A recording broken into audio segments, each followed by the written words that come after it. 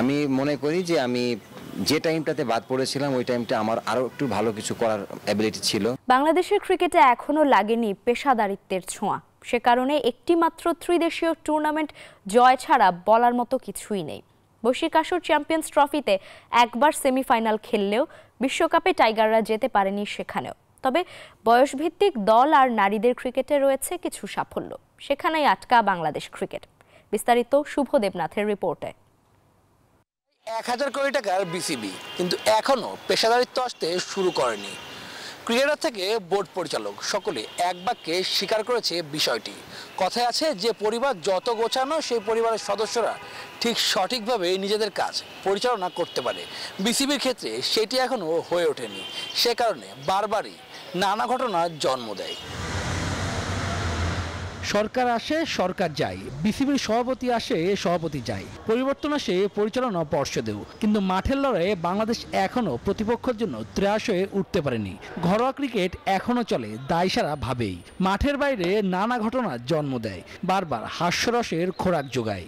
অত খারাপ না, কিন্তু ভালো টিমের সাথে পারাটা কঠিন। এই মুহূর্তে আমরা কিছু বলতে পারবো না বোর্ড থেকে আমরা কি করতে পারি, বিকজ আমরা তো আসলে একজন ব্যক্তিগত মানুষকে নিরাপত্তা দেওয়ার মতো আমাদের নাই, মানে কি বলবো, অ্যাবিলিটি নাই আর কি। বাংলাদেশ ক্রিকেটের ইতিহাস বেশ পুরনো, কিন্তু মাঠের বাইরের পেশাদারিত্বের বড্ড অভাব। 2-1 ম্যাচ জিতলেই আলোচনা বাড়ে, ক্রিকেটারদের জাতীয় বীরের আখ্যা দেওয়া হয়। টাইগারদের প্রিয় ফরম্যাট ওয়ানডেতে টানা 2টি সিরিজ হার, আফগানিস্তানের পর ওয়েস্ট ইন্ডিজ, শেষ 6 ম্যাচে মাত্র 1টি জয়। এইসব দেখলেই বোঝা যায় বাংলাদেশ দিনকে দিন কতটা পিছিয়ে যাচ্ছে। ইমরুল কায়েস মোসাদ্দেক সৈকতরা জানালেন তাদের ক্যারিয়ারে বিসিবি কখনোই সহযোগিতার হাত বাড়ায়নি। যতদিন জাতীয় দলে খেলেছেন ততদিন খবরে, তারপর বিসিবির পক্ষ থেকে কখনোই কোনো দিক নির্দেশনা পায়নি। আমি মনে করি যে আমি যে টাইমটাতে বাদ পড়েছিলাম ওই টাইমটা আমার আরো একটু ভালো কিছু করার অ্যাবিলিটি ছিল।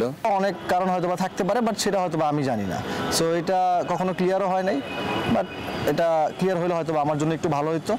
বিসিবির নতুন কমিটিতে পরিচালকের দায়িত্বে রয়েছে নাজমুল আবেদিন ফাহিম। তিনিও এক বাক্যে স্বীকার করলেন বিসিবিতে এখনো নেই পেশাদারিত্ব, সেখানেই পিছিয়ে রয়েছে বাংলাদেশ ক্রিকেট বোর্ড। আমরা এখন অনেক হালকাভাবে অনেক কাজ করি, বা সকালবেলা 10টার অফিসে 10:30টার সময় আসলে খুব বেশি খারাপ লাগে না আমাদের, কিংবা আজকে যে কাজটা করার কথা ছিল ওটা ফেলে রাখলাম কালকের জন্য, তাতে আমাদের খুব একটা খারাপ লাগে না।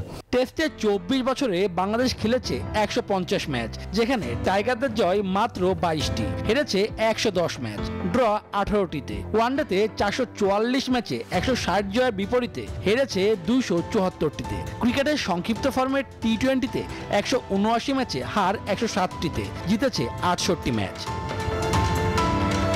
শুভ দেবনাথ, নিউজ 24, ঢাকা।